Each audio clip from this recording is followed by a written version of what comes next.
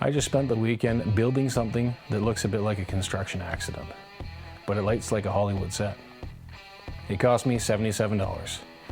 It's the softest and most expensive looking light I've ever had. And in a few minutes, I'm gonna tear it down. All because I almost fell into the same trap we all fall into. Buying the solution before really understanding the problem. I wanted a book light. If you know cinematography, you'll understand that the book light is one of the holy grails of soft lighting.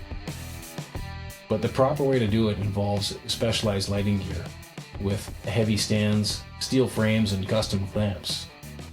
Total cost of around $900. Look at the difference. On the left, my old lighting setup. It's fine. On the right, the book light. See how it wraps around the nose? See how it fills in the shadow on the side? That is size.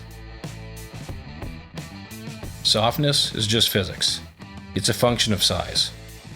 A book light turns a small point source into a massive wall of light.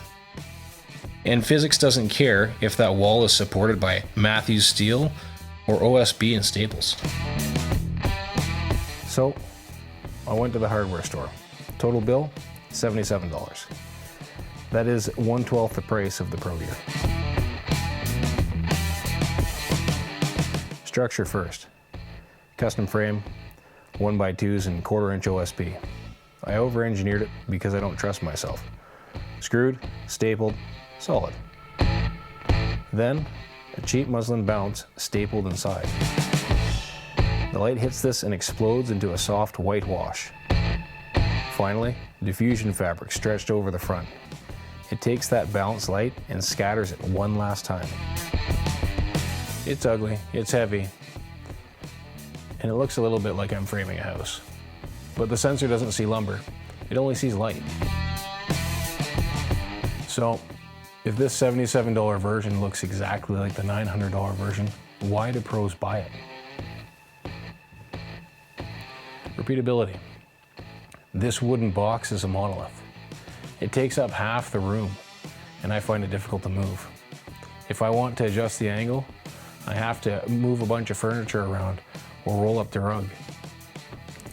Pro Gear isn't about making better light. Physics is free. Pro Gear is about making that light collapsible, portable, and fast. We aren't paying for the light. We're paying for the convenience. This experiment proved the concept. I call it the Truman Show trap.